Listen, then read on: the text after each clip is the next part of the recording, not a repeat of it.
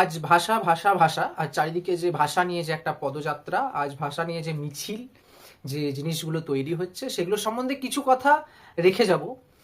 তো আজ যদি জার্মানে কোনো মানুষকে যেতে হয় কোনো জব সূত্রে বা কোনো পড়াশোনার ক্ষেত্রে, তখন তাদেরকে জার্মান জানাটা অতিরিক্ত অবশ্যম্ভাবী হয়ে ওঠে।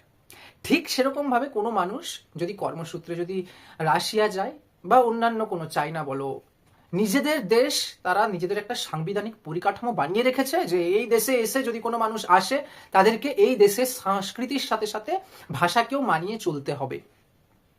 আজ ভারতীয় ভাষার দিকে যদি আমি আজ আসি, 22টি ন্যাশনাল বা জাতীয় স্তরের ভাষা রয়েছে। সেই জাতীয় স্তরের ভাষাগুলোর মধ্যে মৌলিক অধিকার আমাদের রয়েছে সাংবিধানিক অনুসারে, যে আমরা যখন তখন যে কোনো ভাষাতে আমাদের ইচ্ছা, স্বাধীনতা রয়েছে, আমরা সেই ভাষাতেই কথা বলতে পারি। আমরা বাংলা ভাষাতেও কথা বলতে পারি, আমরা চাইলে হিন্দিতেও বলতে পারি, আমরা চাইলে তামিলেও বলতে পারি, আমরা চাইলে তেলেগুতেই বলতে পারি।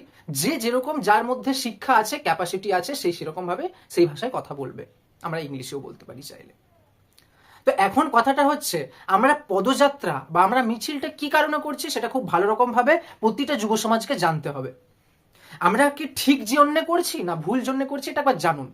আমরা আগে দেখব জিনিসটা কি ভারতীয়দের জন্য পুরোপুরি ভাবে অ্যাপ্লাই না ভারতীয়দের জন্য নয়।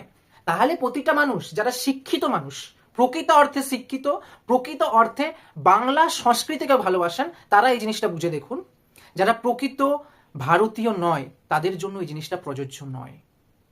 তারা আপনার জায়গায় এসে আপনার খাবার খাচ্ছে, তারা আপনার জায়গায় এসে আপনার চাকরি নিচ্ছে, যারা আপনার জায়গায় এসে আপনি যে যে সুযোগ সুবিধাগুলো আপনার দেশের কাছ থেকে ভোগ করতে চান সেগুলো তারা ভোগ করছে, তাহলে আপনি কোথাও না কোথাও পিছিয়ে পড়েছেন। এটা ভেবে দেখতে হবে প্রতিটা বাঙালিকে। সংস্কৃতি, আসল বাংলা সংস্কৃতি যেটা রেখে গেছে, সেটা কোথাও হারিয়ে যাচ্ছে না তো?